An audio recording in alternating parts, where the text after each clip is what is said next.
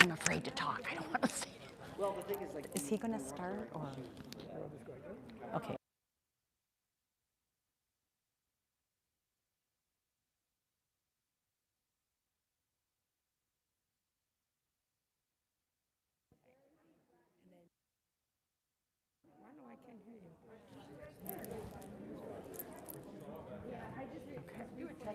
Test, test. 1, 2, 3.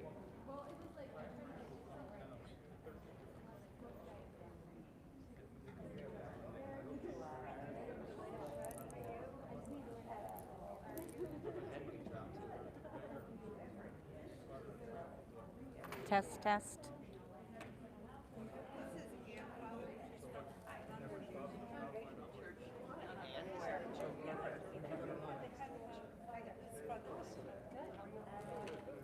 Test, test. 1, 2, 3. Does it work? 1, 2, 3.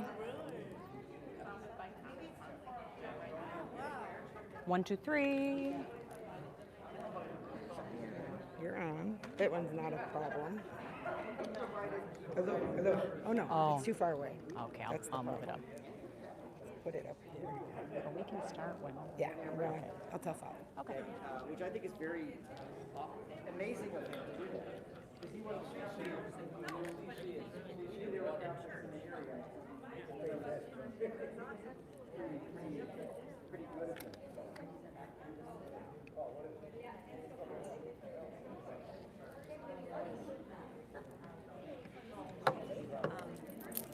Yeah, we'll wait. Pat ran to his car. He wanted to get something, so we'll wait until he comes before we start. Okay. And then I have, this is what I have. That's all I have. Here, let me take one of these. I'll show them this at the end. Yeah, I'm going to pass them out. Oh, you're so good. Well, I'll just,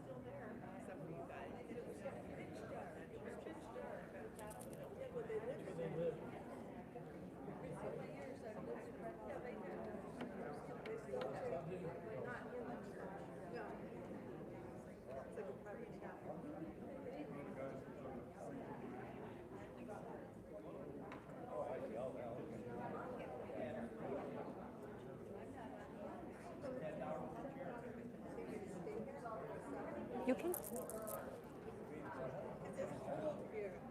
He can't wait to get out. he said to start. Oh, yeah, yeah. He'll be fine. Yeah, yeah. Okay. Good evening, everybody. Thank you so much for coming. Yeah, I know this is really very important. You're brave enough to come out and Hello?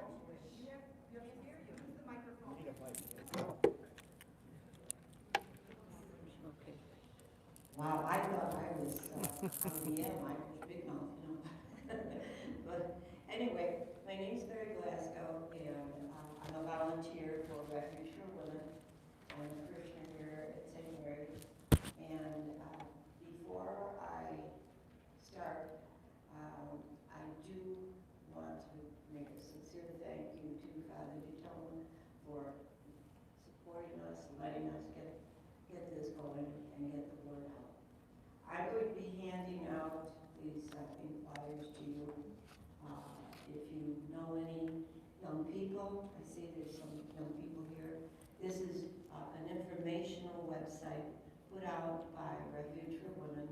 There's all kinds of information there about the trafficking, grooming, everything that you want to know, websites parents should know about.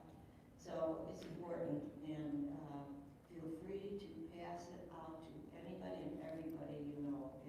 The whole idea is getting the word out, getting the word out.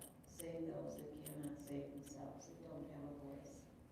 But thank you again, Father DiTono, and I would like to introduce Karen Schultz from Refuge for Women. She's got a long handle. Oh, yeah. She's from Refuge for Women. I can never remember her long handle. That's okay. Title, but she's going to be doing local and national work for the Refuge for Women. And we have Pat Keneally, our McHenry County State's Attorney. He will be giving you valuable information as well. And before we start, I would like to ask Father Tono if he would lead us in prayer. In the name of the Father, and of the Son, and of the Holy Spirit. Heavenly Father, we thank you for this night, bringing us together for this talk on this really important topic. And we really want to reverence the human dignity of every person. And we know that human trafficking is a great assault on the dignity of the person, but it's something that we don't see. It's in the darkness, it's in the shadows. So we hope that this talk helps to bring it to light, and also that we would be empowered by this talk and what we learn to do what we can to help eradicate this injustice in any way that we can. We pray especially tonight for all those who are victims of human trafficking, all those who are suffering at this very moment, that you would give them your freedom, that you would help them know of your love and protection. We ask this all through Christ our Lord. Amen. Well, thank you, Father, and thank you all for being here. The topic of human trafficking is not an easy topic to engage. It's difficult. It doesn't have a lot of the warm fuzzies in it, but it is a very important one, as Father said. And I have known the congregation here, the parish family at St. Mary's, for a number of years, and I have always known this faith community to care about people in all of life's situations, regardless of whether they're messy, happy, or sad. And so that is just a testimony to Jesus Christ in you, and I thank you for that. I also want to say that the topic of human trafficking, because it is difficult and because each of us ourselves, either ourselves or we know someone who has suffered sexual harm, it may stir up emotions or feelings in you, and I just want to call that out and say that I'm sorry, and if anybody would like to talk with me afterwards about that, I would be more than happy to chat with someone. But thank you again for coming out. My name is Karen Schultz. I have served as the director of the Refuge for Women here in McHenry County. Refuge for Women is a residential home and program for women who have come out of trafficking and exploitation. Our home here in McHenry County has been open since 2016, and we have 7 locations all around the country. So we are a national organization. As Mary mentioned, I've transitioned out of that director role. We have a new director, and I am now working within the community a little bit more, doing things like this, as well as I get to go in the house. I was there today. We have 2 new residents, and I love doing teaching in the home, and I'm working on some national projects as well. So I'm still very involved in this issue, but just in a different role, new stage of life. So thank you again for being here. Because it is a difficult topic, I like to start out with something very positive. So one of the things that we do in our refuge home is we do art therapy. And so one of the women in the home, one of the residents, this was a painting that she painted when she first came in. And you can get a feel, right? It's dark, it's stormy, it's tumultuous. It really doesn't give you a sense of peace. Well, throughout the time she was there, probably over an 8-week period, she would add to this particular painting. It wasn't a series of paintings. She would just add to this painting.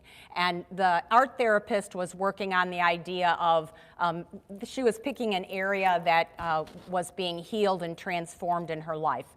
And I show you this next one because I want you to show what healing looks like in the soul of a woman.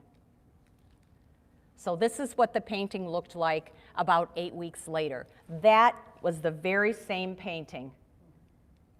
She is the very same woman, but her soul has received healing. She now is living close to her daughter, her new grandbaby. She has a job. She's living in an apartment. And where she was once a victim, she moved to being a survivor. She moved to being an overcomer, to being someone who is a regular person like you and me with a story, you know, a tough story, but a story that does not control or define her anymore. And so when a woman comes out of a trafficking and exploitive situation, there is a holistic healing process that needs to go on. We are a faith-based organization. We believe that Jesus, faith community is a very important part of a woman's healing, but we accept anyone to come into our program regardless of where they are in terms of faith, and we provide opportunities for them to grow spiritually, but they come in knowing and looking for more than what the world has to offer to work on their healing. So just a definition to start. This isn't the official Department of Homeland Security definition, but it's one that I like to use. Human sex trafficking is a high-profit, low-risk business, and Pat will get into this a little bit, but make no mistake, it is a business where human beings, mainly women and girls, but boys as well, are sold again and again by people who view them as objects of profit. In the Chicagoland area, the Urban Institute has done some research with pimps and controllers, and one pimp, one controller, one trafficker can make between $5,000 and $33,000 a week on one girl. So those of you who can do the math in your heads, that is a lot of money. It is big business. We had a woman who graduated our program. She was forced to bring in $4,000 a day being trafficked out of a very high-end hotel. Not a little dive down the street, a high-end hotel that you may go to, you know, on a vacation. So make no mistake, it's low risk because it's under the radar. A person can run their business through their phone right now, anonymously. They can set up appointments, they can take money, they can take care of it all through their phone, and people like Pat Keneally have a hard time tracking them down and gaining the evidence they need to put the bad guys away. Trafficking occurs all across the United States, in every state, in every city, in every town, in every rural community. Don't think that just because we live in this beautiful McHenry County area that it doesn't happen here, because it does. And it's not typically, right, maybe you think only of prostitution on the streets. That certainly happens, but it happens in all these other areas, hotels and motels, women being sold online, brothels, street-based, just on the street, escort services, through pornography, and the link between pornography and sex trafficking is very tight. It is not a victimless crime. Don't think that it is. Don't believe the lie that the culture tells you that it is. Truck stops, bars and clubs, restaurants, construction sites. I have a friend here in the area, and he runs a construction company, and what he does, he works at the outdoor malls, kind of like Algonquin Commons. This was not Algonquin Commons, but similar to Algonquin Commons. And what he does is he and his teams go in, they remodel a store, but they do it at night, right? That way they don't disrupt the retail business during the day. So they come in at night and they do all their rehabbing work. They were there working on a store, and a car pulled up, dropped off a young girl, teenager, and she went around to all the construction workers offering her services, while her controller sat in the car not very far away. And that was in an area just like this. So it's not always like you think it is either. It happens in many different ways. The one thing, if there's anything I want anybody to take away, it is that no little girl, think of every little girl that you know, no little girl ever, ever, ever dreams of growing up to sell her body to make money. Something has happened to her. There is some vulnerability in her life that has set her in that situation. What looks to you and to me like a choice is not a choice like you and I think of choice. And so this is a little video. Rashida Jones, if anybody watched The Office, you know who she is. But she is a up-and-coming speaker in this issue of pornography and the connection between pornography and trafficking. And this is a little 3-minute clip of an interview. And I just ran across this, and why I think it's good is because people often ask me, how can a girl from a good family, going to school, having a good life, could be your neighbor, how does she get wrapped up in pornography or in trafficking? And I think that Rashida really explains it well. Oh.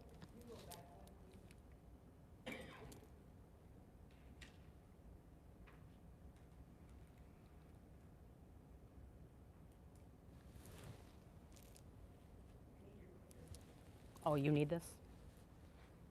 Sorry. You get your exercise. It's because it's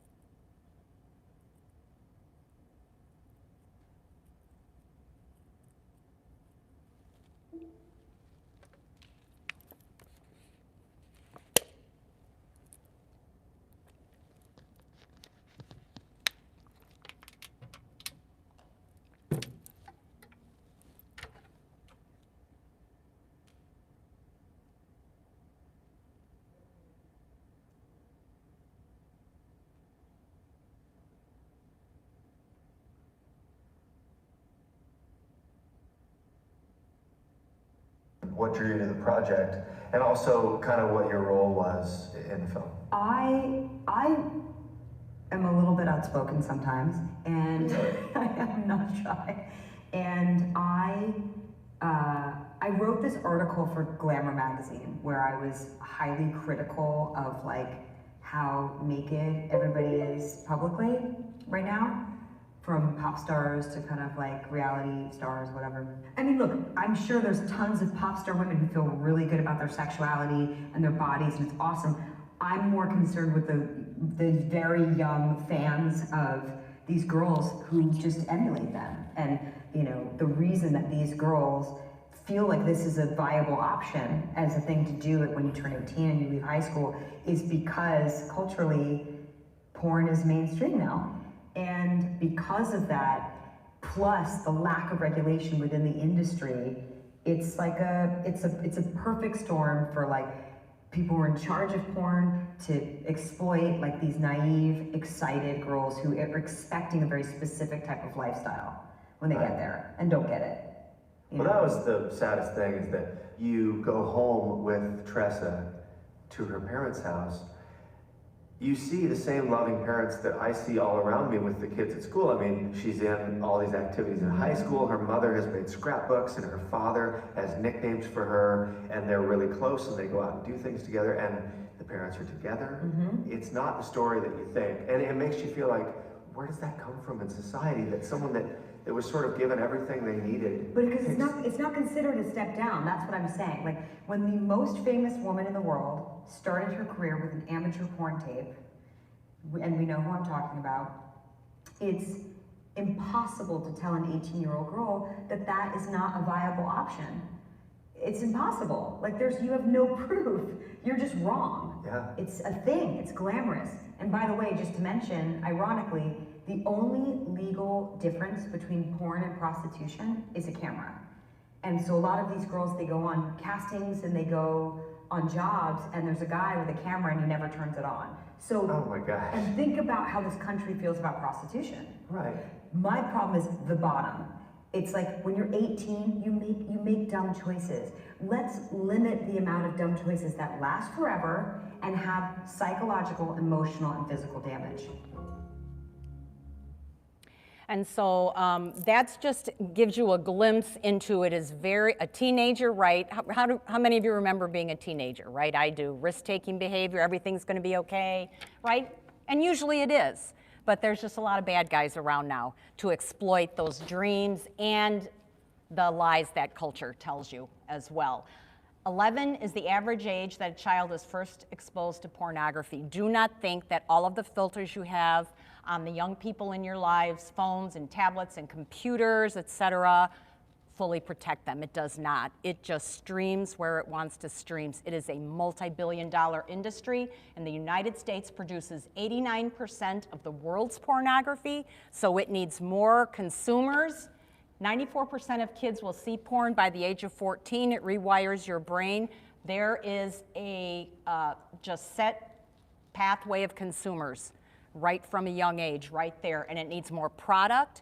There are a lot of young girls that get sucked into, thinking they're going to be modeling or acting or becoming a music star. And what she said is so true. I can tell you 100% of the residents that we have had come through our doors since 2016 have been forced to be a part of pornographic things. And the United States is also the #1 destination for trafficking, vacationing, whatever you want to call it. So we're a producer and a destination. This is, so one vulnerability for a young girl that leads her down that path is just being a teenager and our culture telling her those things are okay. This is another path. It's grooming, and this is another, maybe some of you might recognize the young woman in this video. This is short, 3 minutes. This is just a trailer, but this young girl, she was in the McHenry County, actually. She produced this video with a group called Reclaim 13 on what grooming looks like. She's graduated from high school now, but she made this when she was in high school. Oh. And it just gives you a picture of what grooming looks like. This happens all the time. Is that me?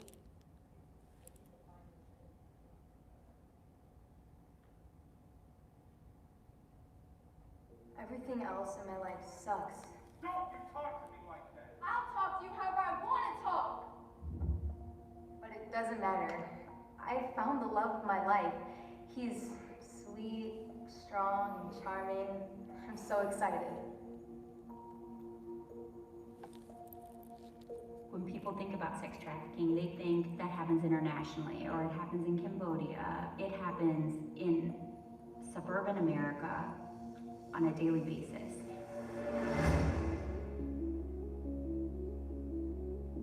It doesn't know race, gender, it has no bias.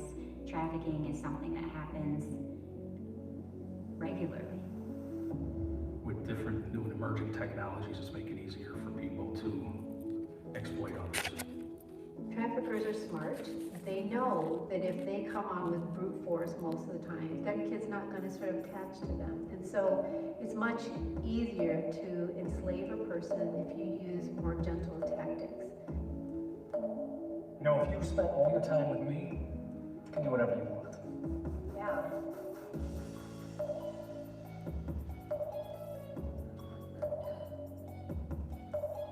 People say recruiting, but it's more grabbing somebody emotionally and pulling them in. In the beginning, no one sees the ugly right away. It's movies, it's date nights, it's dinner, everything is perfect. But you gotta trust me, okay? I do trust you. Little by little, they get them to do this thing and that thing and the next thing that are in furtherance of their ultimate goal. And the ultimate goal being make me money. You are a human being, but I want you to make me money. And they don't realize money's being exchanged in the shadows.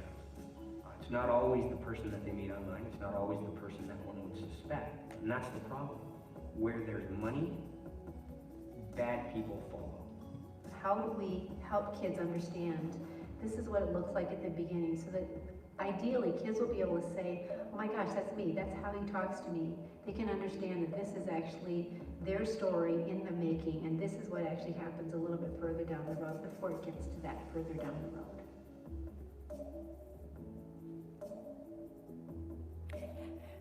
And that's just an example of what grooming can look like. Those are two vulnerabilities, just being a teenager in today's culture, being groomed by someone who ultimately will traffic or exploit them. Being in the child welfare system is also a vulnerability. In any one day, there are 428,000 children that are in the foster care system. There are many awesome foster care families, so do not hear me dissing the foster care system. But the vulnerability is if someone is in the foster care system, obviously there's some trouble in their home, there's some dysfunction in their home, so there's some emotional neediness there that traffickers exploit. In fact, 50% of human trafficking victims, so not 50% of children in the foster care system, but 50% of human trafficking victims report that they were in the foster care system. It produces an emotional vulnerability that makes it easy for the exploiters to exploit. In fact, even in Round Lake, I think it was a year ago, I saw an article in the paper. This was a terrible foster care mom, but she was trafficking her foster daughter.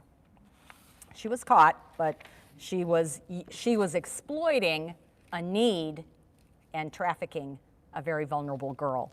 Some other vulnerabilities there, childhood sexual abuse. 75% of prostitutes report that they have been abused as children. When your boundaries are obliterated, you tend to think of sexual touch as love. And then it's very easy to get exploited into those controlling situations. The majority of trafficking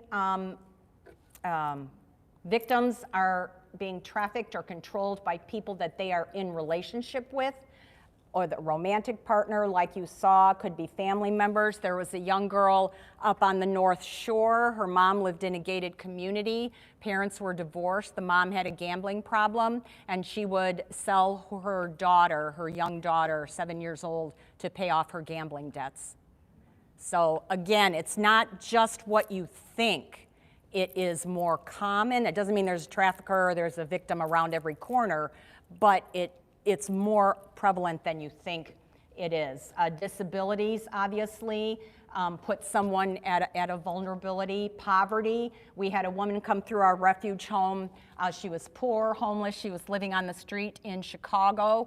I have not ever lived on the street. I don't know what that's like to be homeless and looking at winter coming. And a man befriended her. They became friends. He eventually invited her to come and live in his home, which she did for 6 months before he suggested anything out of the ordinary. So there was that grooming, developing that emotional bond. And then one day he said, oh, you know, we're out of money. I know how we can make some quick money. Otherwise, we're going to be back on the street again. So he was exploiting her homelessness. And now it's the dead of winter, right?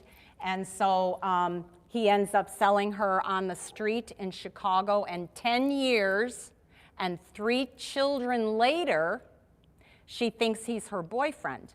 And so we got connected to her through an outreach group, and through developing a relationship with her and talking with her, one day she said, "Do you mean to tell me that my boyfriend is really my pimp?" It was a light bulb moment for her. And when she came to that realization, she left, came into the refuge program, graduated, has worked on getting her children back, has a job, and is working on putting her life back together. But I don't know what it's like to be poor and homeless. That is a vulnerability that is often exploited. Drug and alcohol addiction, sometimes that comes in after the fact as a method of control, as a method of numbing oneself for the things that you're doing. Sometimes it is the gateway into that. We had a resident in our home. She had a master's degree. She was a respiratory therapist. Great job, great family. And she got connected to a boyfriend who got her addicted to drugs, got fired from her job, ended up living on the street, and he would sell her, for both of them, for their drug addiction. So that's not how she began, right? But the drugs became her entry into the situation, her vulnerability. She's graduated the program. She's doing great. In fact, yeah, she's doing great. Running away. 1 in 3 runaways will be approached by a trafficker within 48 hours. They hang out at the bus stations, Starbucks, the malls, wherever teenagers go hang out. That's where some people are hanging out to look for that emotional vulnerability. Hey, are you hungry? Do you want to go stop at McDonald's and get something to eat? Are you cold? Do you want to get some coffee? Do you need somewhere to stay tonight? And usually it is a woman who would approach the runaway because that's a little less threatening. Again, being a teenager, just another example, teenagers, people, right? We live on social media now. It's just the way it is. When I was a teenager and I'd have a drama with my boyfriend or a fight with my mom, I'd go run down the street to my girlfriend's house and, you know, we'd do our thing and then I'd go home. Now, right, everything plays out on social media, and the social media environment is now considered the #1 hunting ground. So these guys who are looking again for that emotional and that teenage vulnerability, if a person sees someone on a social media platform, I can't believe he broke up with me, I can't believe my teacher flunked me, or you know, whatever it is, I can't believe I didn't get to go to that party, whatever the thing is that's playing out there, they swoop in. I would never, you know, keep you from doing what you want to do. Like we saw in the grooming clip there. If you were with me, I'd let you do whatever you want. You're so beautiful, I can't believe he broke up with you. And what begins as a public relationship on social media transitions over to some private rooms and then eventually to a meetup. Sometimes these guys take 6, 7, 8 months to groom and develop that emotional attachment before ever meeting a young person. And then social media, gaming, dating websites, lots of stories going through there. Methods of control, sometimes it's physical restraint, often the false promises, can be threats of serious harm towards others, the grooming that we mentioned. Another young woman, she was a college student, and I tell you these stories because they're a little more like, you know, we can understand if a young person comes from a very challenging background and gets sucked in, right? It's harder to understand someone who could be your neighbor. So this young woman, she was pre-med, awesome family, and she was a model when she was in high school, legitimately made money modeling, went to college and thought, great, it's a way I can make some money. I help my parents out, right? They're putting out a lot of money for college. And so she found an ad in the paper. Again, remember, they're like false promises here. Found an ad for modeling and checked it out. She had 6 months worth of legitimate modeling jobs. Legitimate. Her boss, you know, they were legitimate jobs. So he broke down her defenses, grooming. He got to hear all about her family. And one day he says, hey, I got another job for you. Great. Do you want me to come pick you up? I'll drop you off on my way. I'm going right that way. He's never done that before. Like, she always would get herself to the shoot. This time she thought, well, that's kind of weird, but it's okay, I know him. He picks her up, drives her to an apartment building, pulls out a gun and says, you're gonna go up and do whatever they want you to do in the apartment. If you don't, I'm gonna kill your sister. So, what would you do? You're 20 years old, right? I would go up, right? Because you are just so freaked out, you don't know what to do. And then that becomes a blackmail and extortion, and all the while she's going to college, all the while she's keeping her family life going. Her mom knew something was up and would keep saying, what's wrong? You don't seem okay. And, she's like, no, I'm fine, because she was afraid for her younger sister. Till finally it all broke and, she told them what had been happening. Law enforcement got involved, found out that this trafficker was doing this on several college campuses, and they were able to put him away for a very long time. But you can see he used the false promises, he used the grooming, the harm against another, and so traffickers will do what they need to keep control, because remember, it's all about the money. Grooming, I won't go into that, but you can kind of just see that process of grooming someone from finding someone to control. Just some names: a Romeo pimp, that's the guy in the video, right? He wines and dines you. Bottom girl, that's a term that's used for someone who is a part of the controller's system, and it's her job to recruit others. Dream stealers are the ones that, promise all these dreams of fame and fortune and everything. They find out what you like by tracking you on social media, and then they come in with those offers. I just like to show this because sometimes people will say to me, why don't you have girls just running to your home?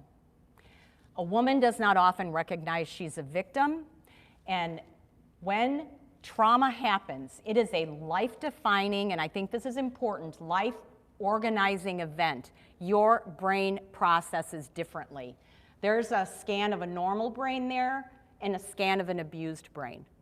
It harms your brain, much like it harms your soul. Part of what we do in our refuge house, the holistic healing, there are many things that can be done through therapy and art therapy. We do equine therapy, polyvagal, there's lots of things that actually heal the brain as well, so that those connections can be remade and so that you can process what has happened to you.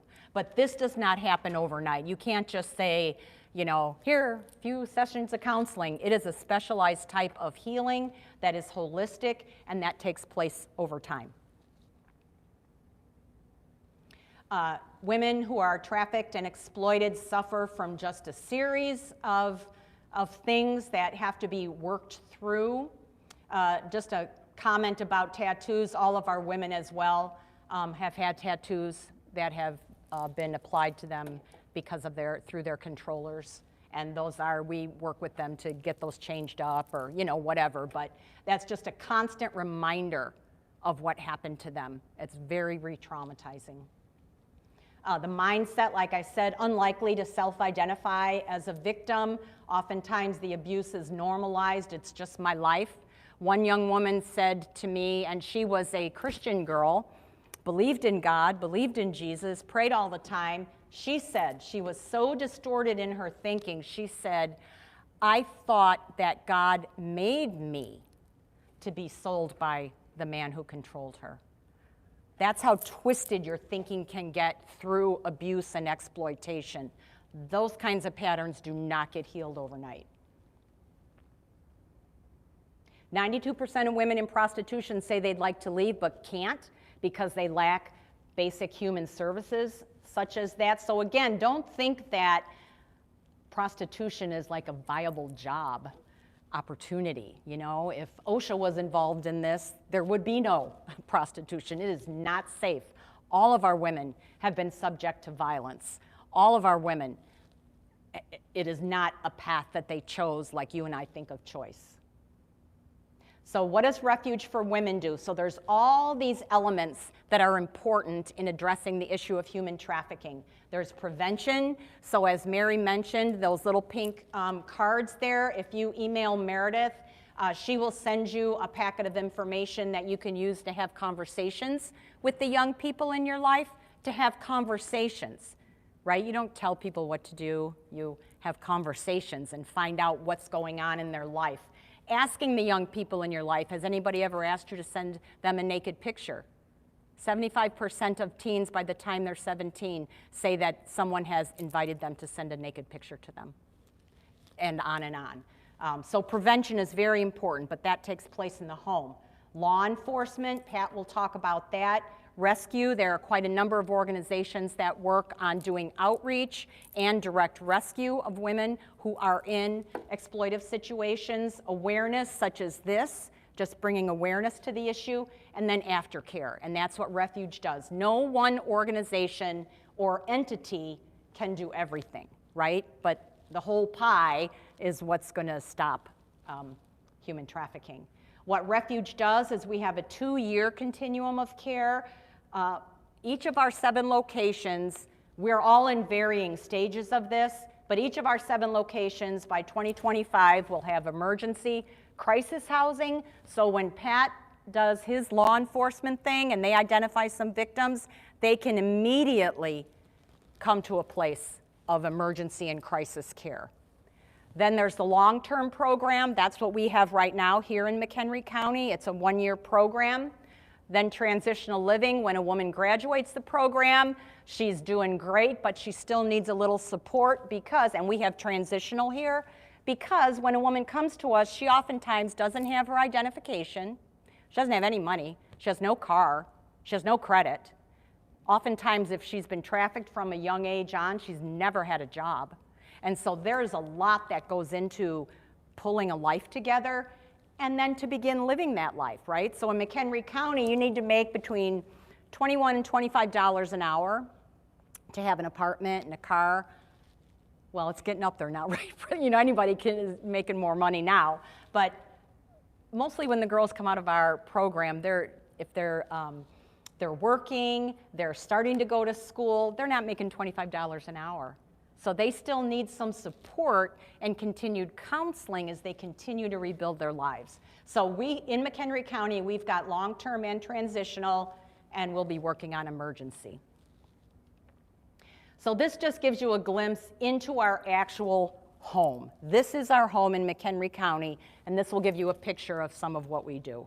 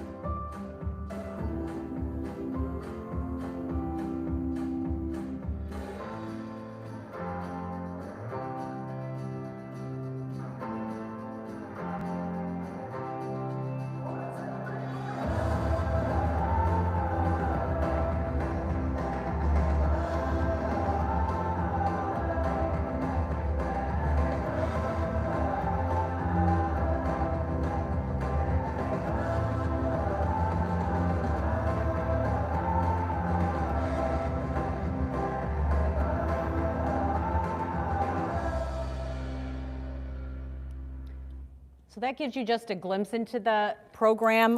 That wall that you saw with those photos, there's quite a number more of pictures up there now. When a woman graduates our program, we do a little photo shoot with her, and then she gets her picture on the graduation wall.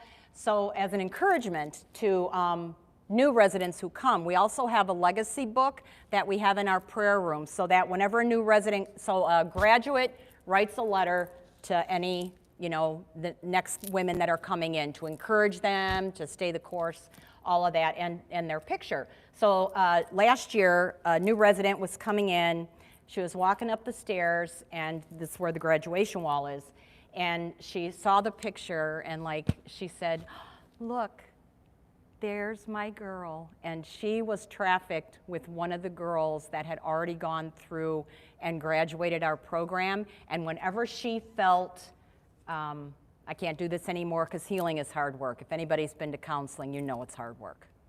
And you want to quit sometimes. And so whenever she wanted to quit, she would look at that picture of that girl that went before her and graduated, somebody that she was trafficked on the street with. So, like, I will never forget that. That just was very meaningful. Residents are referred to us through a lot of different ways. What can you do? And I will, so this is, and this is all information that you can get from just emailing Meredith. This you can call the Human Trafficking Hotline. They are awesome. They are connected to resources all around the world. They are connected to law enforcement. If you think something looks a little hinky, call them and they'll track it down for you. You don't need to worry about it, or call your local police department. I had someone at a presentation say to me, every time I go to work very early in the morning, like 6 a.m., and I drive past this parking lot and I see this big fancy limo with these ladies with fancy dresses coming out all the time. What do you think about that? I said, I don't know, but I would call on that and just have a police officer go check it out. Like, if you're right, if your gut is feeling something's not quite right, don't let that go. Track that down. So the trafficking hotline. This is another one. When you travel, you can take a picture of your hotel room, download it to this site. This site coordinates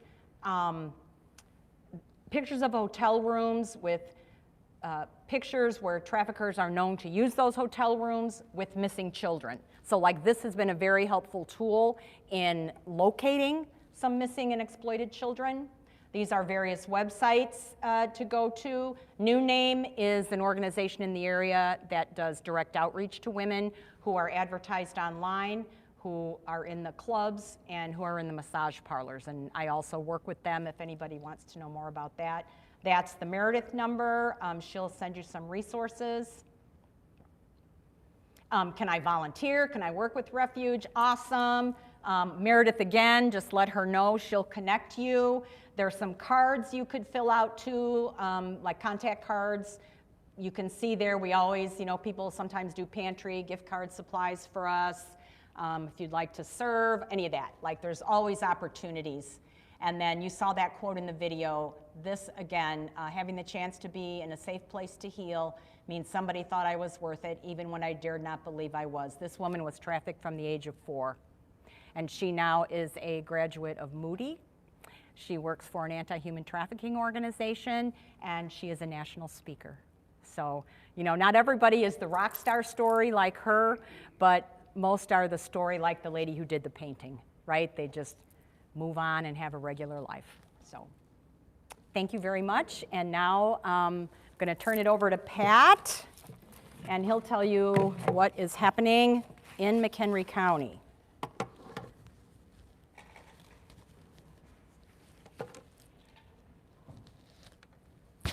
I got to get all these things off.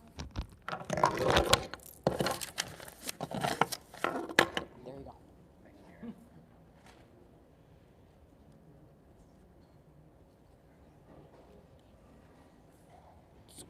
Is Kotnick still a pastor here?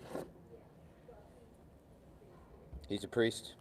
So he was supposed to be here tonight, but he said something about chasing loose slots at some Indiana casinos. I don't know if you guys heard is he still driving that Buick? I don't know. He might be. So I come from St. Thomas, where Father Kotnick was also a priest, and he's a friend of mine. And when he does his homily, he takes out like a little piece of paper, and it's got like a little chicken scratch on it. He goes, I got 3 points that I'm going to make, and it's 3 points and 15 digressions and 20 different sort of ruminations on life. And so I won't do that. I will be a little bit more direct. And so I just want to start out with a little bit of levity, because this is such a dark and a grave. Better? Can you hear me better?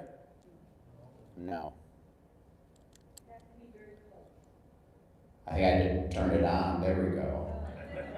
Okay. So that was quite a difference. So anyway, I was saying that I just wanted to start out with a little bit of humor because this is such a difficult and dark topic. And let me start out also by talking about Refuge for Women. So I've been fortunate enough to have a relationship with them for a number of years, and I got to know Karen and many other people involved. So thank you, first of all, to St. Thomas. Thank you for Refuge for having me here tonight and giving me the opportunity to speak. It's always a pleasure. And Karen didn't have a chance to tell you sort of about the founding of Refuge, but if you have a chance afterwards to hear a little bit about that, I mean, the hand of God was involved in that. It's like a miraculous story. It's sort of like the mustard seed-esque type of story, that it started with just a little vision, a little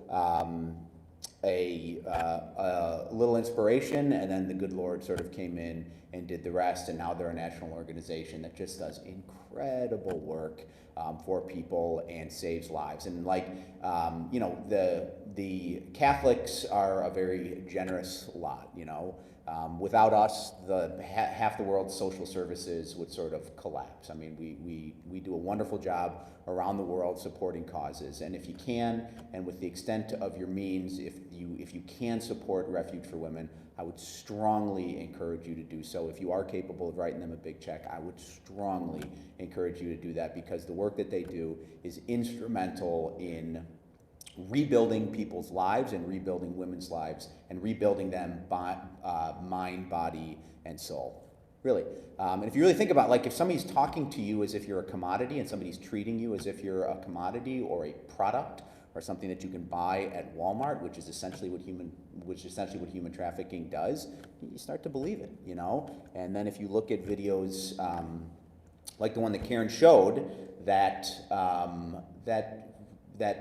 completely flips that messaging on its head, that you are a person, that you have a inviolable and indelible worth, just by virtue of the fact that you are a human being, that you are loved. I mean, this is messaging that many of these women have never received throughout the course of their lives, and you can imagine the transformative effect that it would have on them, right? I mean, it's enough to bring tears to your eyes, seriously, when you are sitting there watching it. So that is just the opening salvo here. So there's the state's attorney seal. I am the McHenry County State's Attorney. For those of you who don't know what I do, the state's attorney, I don't work for Lisa Madigan, okay? I'm responsible for prosecuting all the crimes in McHenry County. I'm an elected official. And in addition to that, we also represent the county as sort of like a body politic. So counties get sued, counties has to sue, we have contracts, things like that. So we're sort of the lawyers for the county as well as all of the public officials. Okay, so like people ask me, you know, it's sort of like, well, how much human trafficking is going on in McHenry County? And my answer is, it's happening in McHenry County. I don't think McHenry County is like a hub of people. I don't think that there's like a factory or a building of like the light industry part of Huntley where there's a bunch of women being housed in bunks and change their bunk beds or whatever the case may be. But we are contiguous to Chicago. We are considered to be Collar County. We're sort of the redheaded stepchild, Collar County, but we are considered to be a Collar County. And Chicago is a central hub of human trafficking, and there's a lot of reasons for that. Number one is we have one of the busiest international airports. Number two is just like for the same reason that a bunch of products and merchandise goes through Chicago O'Hare as well as the Chicagoland area, is because you can use Chicago as sort of a jumping off and logistical point to send things all over the country. And again, that's what human trafficking is. It's treating people as products. And so if there's a product hub, chances are it's a hub for human trafficking. And in addition to that, we have a number of neighborhoods that have all kinds of ethnicities, all kinds of countries, and so many of the women and the people that are being trafficked are foreigners, and there are certainly neighborhoods and places that they can be absorbed into, and also a lot of these neighborhoods are very savvy with respect to evading police detection, not cooperating with police, being able to hide certain people that may not be citizens in McHenry County, and they're very effective at doing that, and so of course that's exactly the type of person that we would want. So the first type of human trafficking that I want to discuss is is sex trafficking. So I think just to underscore some of the points that Karen was making, you know, so I have this brother-in-law, Wes, okay, and he's half British, and I say half British because he grew up in Britain until he was about 7 years old, and then he came over to the United States, but he still has like one of those British accents kind of thing. And so Wes and me have differing political views, but he likes to tell me, he says, you know, like, we were talking about something we were doing at the State Attorney's Office. He's like, you know, like, I don't understand, like, why would you want to prosecute these men and women? It's a consensual relationship, everybody wins, and people can make decisions with their bodies. It's like, well, like, think about it this way, all right? No woman wants to take all comers for money. Okay? Like, they just don't. And that is particularly true when you think about maybe what these people may look like. It's particularly true when you think about maybe what these people may smell like. Okay? You don't know who these people are and so there's nobody that does that. And so if there is a woman in that position, they are compromised to a certain extent. They are doing it out of complete and utter desperation, and there's a number of reasons why that would be. So, and that's essentially what these guys do, and they use very effective psychological tools to try to get these women in, and then they compromise them. They compromise them with drugs. So it's like, well, why don't they just leave? Like, why don't they just take off? And it's a similar argument to, or a similar sort of psychological phenomenon to domestic battery, which is they don't really have a lot of choice. So if you're saying that there's just this woman who's being trafficked that can just get up and walk away, well, maybe they can't because they fear like violent retaliation, right? Maybe they think the guy's gonna hunt them down. Maybe they don't live in the country and the person who is pimping them out has their passport and all their identification. And maybe they're scared that they'll get reported to the IRS. Maybe, not the IRS, the ICE. Maybe they're addicted to drugs, and maybe their pimp is the one that's supplying them with drugs, and maybe their habit and their fear of going into withdrawal or their desire and addiction to use drugs overcomes many of the other indignities and horrors that they have to suffer, okay? Maybe they have a child in common with their pimp. And if they took off, maybe they'd be scared of what came with the child. Maybe their pimp has photographs of them, compromising photographs of them, pornographic photographs of them, that he's threatened to send to her parents or threatened to send back overseas. Maybe they just have nowhere else to go, you know? And these are the kinds of the positions that these men put these women in. Most of the times it's women. And it is demonic and it's horrific, but just the suggestion that this is somehow like some type of consensual relationship that from a libertarian perspective should be tolerated in our society, I think really undermines the enormous amount of suffering as well as the duress that many of these women are under when they're making these kinds of decisions. So like when it comes to McHenry County, most of what's going on probably is there's these arrangements that are being made online, and women or whatever are being brought into McHenry County for these arrangements, and they're being brought out. In addition to that, there's, when you talk about like younger girls, like where are they meeting these guys, how are they getting involved, let's say in McHenry County? Well, I mean, I could show, so I do like I give the high school kids and the 8th graders like the Keneally sex talk, you know, and I talk to them about not sharing intimate photos with each other because they're essentially manufacturing and delivering child pornography. And then you sort of ask that, and then you tell them, you're like, you know, there's this law that says that your parents, that you can't sue your parents for invading your privacy by looking in your phone. And they go, yeah, that's no problem. They go, we know 50 different apps that my parents have no idea what's going on, and we can communicate with whoever. When I'm playing video games, I can essentially communicate with people. You know, and they think that they're communicating with Justin Bieber, but it turns out they're communicating with the slouch failure to launch guy in his basement with gravy dripping down his, with gravy sort of dripping onto his tank top shirt, and his mom upstairs making meatloaf. And so, you know, and it's just not the case. And we've seen a lot in McHenry County especially, we've seen a lot of these guys who get into these loving relationships with these girls, and they're coming from all out of state to pick them up, to take them off to their wonderful new life. And one of the things that I say to these girls is, I'm like, you have been, in addition to society being pornified, there's also this like spiritual aspect to romantic love. And what I mean by that is, like, everybody thinks they're living in a romantic comedy these days, and everybody sort of thinks that, like, the world and the universe have, like, this, it's all going to cohere and converge, and there's this magical surprise that is waiting for all of us in the form of romantic love. And that, like, one day, one special day, we're going to meet that one person, and he's going to say things like, it's just so easy to talk to you. And he's going to say things like, I love you and you're my soulmate and all the rest of it. And so when they start hearing that, and when some guy is online or whatever saying that to them, it's like, finally, like, I knew this day was ultimately going to come. I knew that my one true love, from every Disney movie to every Warner Brothers movie that I've seen from age 0, has finally come true. And the guys know that.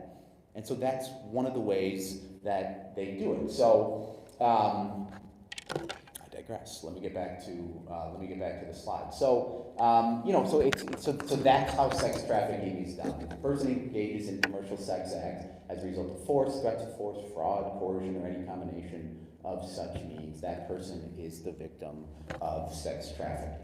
All right.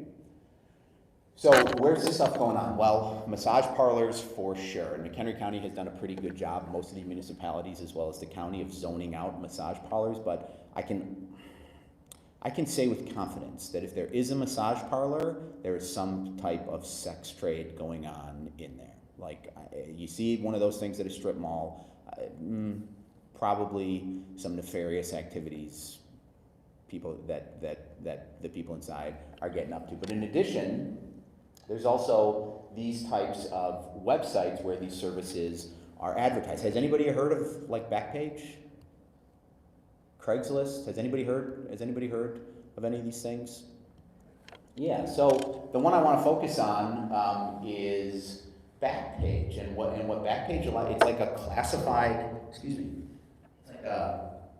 classified ads for prostitutes, all right? And so you may say to yourself, like, Canaley, why don't you and the police just monitor these websites and just arrest everybody that's there? Well, there's like 1 million different pages on these websites. That's number one. And nobody's watching them. I mean, you have the FBI that are watching some of them, but local law enforcement just simply does not have the resources in order to do that. So what I mean by that is, like, let's just think about the structure of a Huntley Police Department, right? They probably, as we speak right here, they probably got 4 or 5 cars out on the road and maybe 1 or 2 detectives that are able to respond if there is a crime. Nobody at the Huntley Police Department has time to be going through all of these websites and looking for Woodstock or Huntley or Crystal Lake or all the rest of it, monitoring it, and then doing a pretty intensive investigation, which is ultimately what it would take to, it's like a sting operation is ultimately what you would do. And who would you catch? So who is advertising on these things? Well, it's the women, right? So, and I think as Karen has made plain, most of the women are not criminals, they're victims, all right? So basically you'd be setting up these stings in order to get the women, right? And it's also very difficult in this, because a lot of this stuff goes offline. So there are these advertisements, and I'll give you an example of one. So there are these advertisements that you sort of suggestively say and suggestively put these pictures out without overtly or explicitly, wink wink, nod nod, I'm here to offer this service, companionship, whatever the case may be. They know what's going on. Text me or call me at this number. And now you're offline, right? So there's nowhere really to trace it, where you're going to meet up, what the cost is going to be, where all that stuff is going to happen. So this is actually a sting that we did as part of the Human Trafficking Task Force, which is under the auspices of the McHenry County State's Attorney's Office. And that is a police officer, and her name is Misty, so like it wasn't too much of a stretch in terms of, but we named her Stormy. for purposes of this one. So the idea here is to catch Johns, because most of the Johns indicate that, like, if they were ever caught, that would be the one thing that would stop them from ever doing it. But in addition to that, you want to get some press around it and show a lot of these other would-be Johns that, like, hey, we're out there watching, and you may fall into the honeypot. You know, and if and when you do, it's going to be your face that's going to be plastered on the Northwest Herald or the Chicago Tribune or the Daily Herald or whatever the case may be. So this is what we did, and we set up at the Holiday Inn. One of the partners, and I think Karen would probably agree, that we want to cultivate in the fight against human trafficking is hotels, right? And you guys probably can all infer why that is, but there's some other ones. So what about hairstylists? Right, like a lot of times you want these women looking pretty, so you bring them to the hair salon, and why not put a sign in the women's bathroom that says, like, hey, if you're being human trafficked, call Refuge for Women, call the police, call these resources. Like, that's another one. Another one is abortion clinics. Another reason why abortion is so vile is because it allows bad dudes to destroy evidence of their crimes, right? So the people that love abortion the most are human traffickers, people that commit incest, okay? And so that's another place where I think we need to begin to cultivate some of these relationships. But anyway, let me get back to the story here. So we wanted to set up this thing, and we did it at the Holiday Inn, and they were more than happy to cooperate with us in Crystal Lake. They were very good people. And this was all happening. This would have been in like October of 2019. So the Super Bowl was like 3 months away. And does everybody here know that the movie Groundhog Day was filmed in Woodstock? Okay. So, this was one of the cars that showed up as one of the jobs. I think it says God loves, which shows that even the religious are not immune to this type of temptation. But, so we were having a very successful sting operation. I think we got 5 or 6 guys that day, and we had already, and it's hard, because you got a lot of them call, a lot of them will text you and be like, hey, like, I'm thinking about this, I want the boyfriend experience, which is just for these sad, lonely souls who want you to treat them like a boyfriend as opposed to just merely sort of transactional. And so, like, I want the boyfriend experience, or like, this is what I like, or, well, I don't know, should I do it? Well, I'm thinking about coming, I might be there at 5:30, and we'll call. Anyway, it's hard to set these things up because a lot of times these guys are real squirrely. So anyway, we were having a good operation, and one of the police officers who was down in the lobby, who was just sort of acting as lookout, notices that there is somebody that he recognized in the lobby of the Holiday Inn. And it was Bill Murray, and he was at the Crystal Lake Holiday Inn, and he was there to shoot a commercial, the Super Bowl commercial. Remember they did like a recreation of I guess Groundhog Day. I think it was a Jeep commercial. Anyway, they saw him in the lobby, and so they sent him up as one of the Johns, you know, to sort of knock on the door, and that is our fine investigator Misty there, and so they had a lot of fun with it. But that was, so it's, again, dark, grave stuff, but you got to have a sense of humor in this business, or else it's going to drive you crazy. So, and then that was sort of like the whole team that was there. They all took a picture with Bill Murray and got his autograph. So I thought that was... So Bill Murray got tased, taken down, and no. Bill Murray did not get busted. Bill Murray was in on the act, and I don't want Bill Murray's lawyers to send me notice of a slander suit. So he was in on the act the whole time, all right? 2015, this is out in Rockford. They recovered, I think it was over a dozen Korean and Japanese women who were working in the back. There's front pay with Mama-san. She takes the money, and then there's back pay where they make the arrangement. We had a similar thing happen in Spring Grove. There was a massage parlor, and the police sort of got word that there were some, you know, hinky stuff going on back there. So we initially sent in a police officer just to sort of act for the back pay. When he got in, he was like, you know, it's a lot weirder than we think. I think there's something more going on here. So they set up like a pole camera. Pole camera like films it for 24 hours. They set up some surveillance, and they were watching. And they noticed that there were 5 Asian women that were there, but 4 of them never left. And I mean never left. Like, they'd lock it up at night. One of them would be going sort of out back and forth, getting groceries, and then she had some help from another Asian man who lived who had a business next door. Anyway, the more digging we did, the more we saw that there was that these people owned a number of massage parlors in and around the country, and they were transporting money back and forth, and then we learned that the FBI is already onto them, so we do like this joint investigation. Anyway, long and the short is it's exactly what you think. You have 4 women who are from Korea who are over here to basically provide sex service and massage services. Once we raided the place, and I remember we were just sort of in an interview, and most of them did not want to cooperate. Most of them just sort of wanted to be charged themselves and then go about their business in their day. But they were like, why do you feel the need to do this to yourself? And her response was, well, it's better than Korea.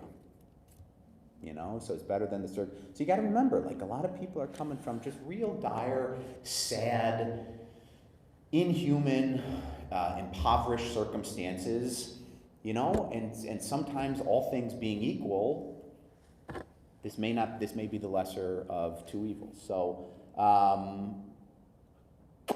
let's skip that. So there's tons of child prostitution. I mean, the child prostitution is really the stuff that that makes you sick, and it's true with child pornography. I mean, most of the child pornography that is generated is these poor little girls and little boys that are being human trafficked. I've seen it. I know there's a couple people in this room today who work in law enforcement that has seen it, and it hurts your soul. Like, it just really does. But so you sort of have to. I'll tell you what. So why is this happening? Like, what is this all about? Well, it's all about money. All right. So, like, in terms of like illicit markets, right? Where do you think human trafficking ranks? Like what would be some other illicit markets that you guys can think of? Drugs. Drugs is number 1. What's number 2? I'll tell you, human trafficking is number 3. What's number 2? Guns. Drugs, guns, people. All right? It's all about the money. There's billions and billions and billions and billions of dollars that is being exchanged for human trafficking. And so when you ask yourself, like, how could somebody just dehumanize somebody where they can clearly see that all that they're doing is traumatizing and forcing another human being to suffer? Oh, it's enough money. Somebody's going to do it, right? And that's what human trafficking is all about. There was a sting in Oakland back in the late 2000s, and there was about 212 little girls that were being trafficked, and each one of them was responsible for making $500 a day. And over the course of the time, and they were between the ages of 11 and 15. All right? And police went back and looked at all of the records and everything that they could cobble together. The pimps that were pimping these 212 girls out had made a total of $32 million off of them. Okay? So that's why it's happening. Yeah. Okay? So hundreds of thousands of dollars. Runaways are like, you have to assume that a strong majority of runaway children, they are the most vulnerable. Many of them are suffer from all kinds of emotional challenges, broken households, childhood traumas, things like that. Very easy to manipulate, don't have a lot of resources to protect themselves. Boys are trafficked too, it's not just girls. It's really not, and it's a lot easier to save girls because it's a lot easier to recognize that girls are being trafficked than boys. So that's one advantage, ladies, that you have over men in modern society.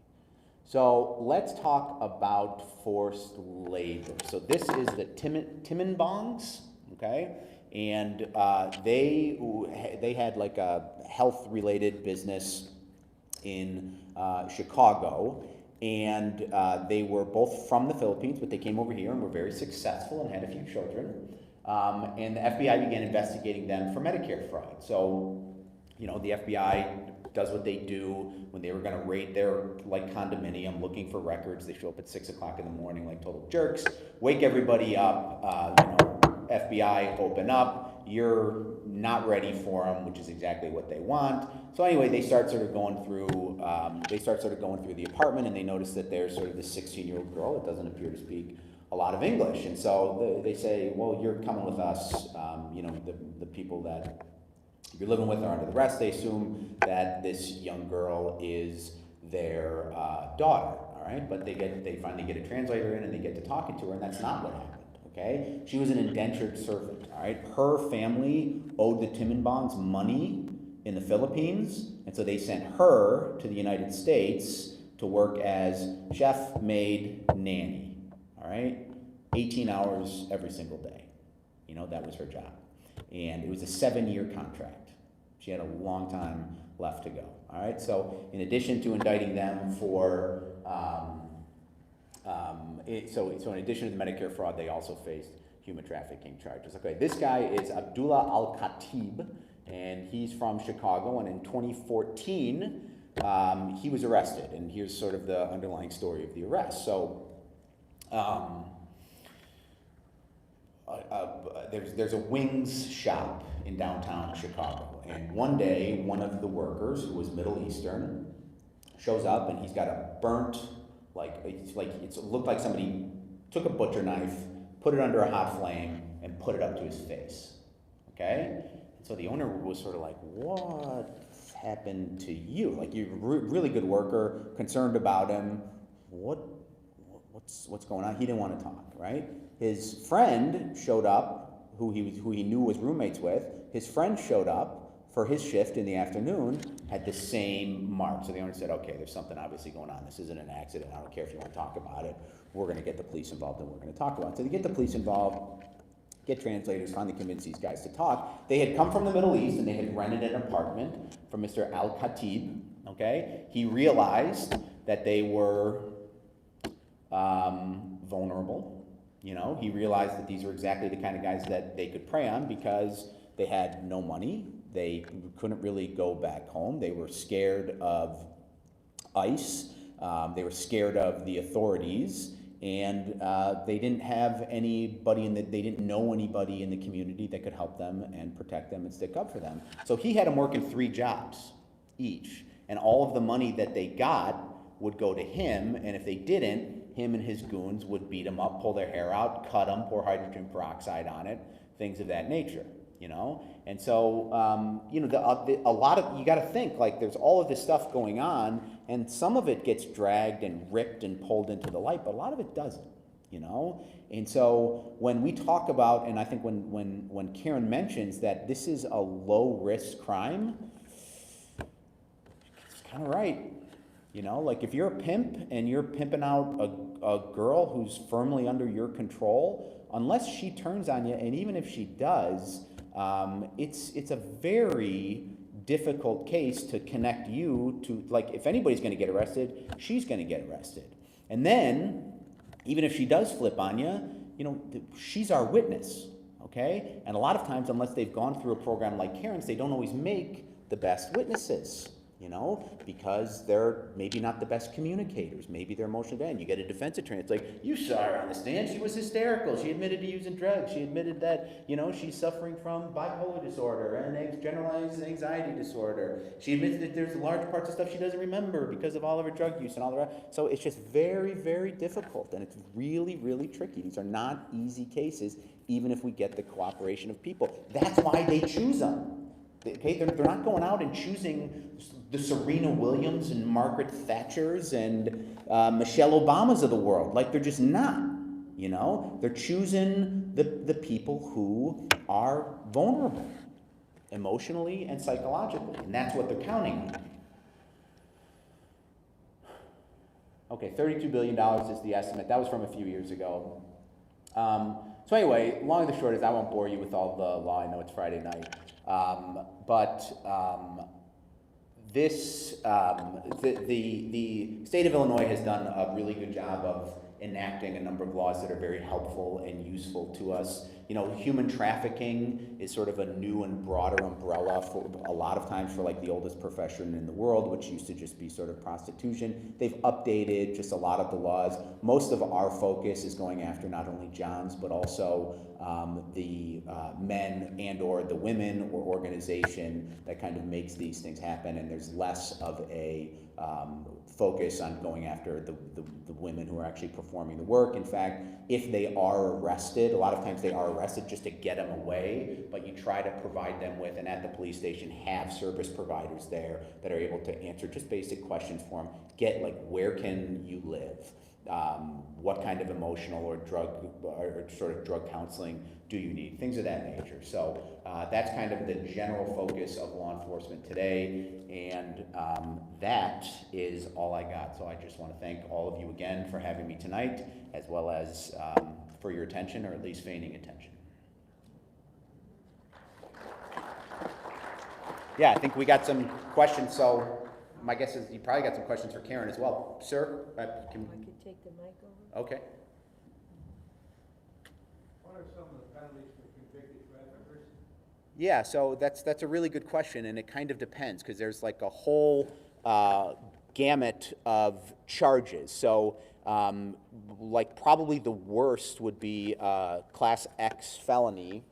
And the Class X felony would be for what's called sexual assault, and sexual assault is what you would commonly refer to as rape, because anybody is accountable for the crime of somebody else if you aid in it being in its commission, or if you solicit it, or if you help it. So if you have somebody, and so if somebody is performing a sexual act under threat of force, then that's technically sexual assault, which is what a lot of human trafficking is. So you can get pretty creative with it, I guess is what I mean. Most of like the human trafficking penalties would be Class 3, Class 4 felonies, which means you're looking at a maximum of about 5 years in prison.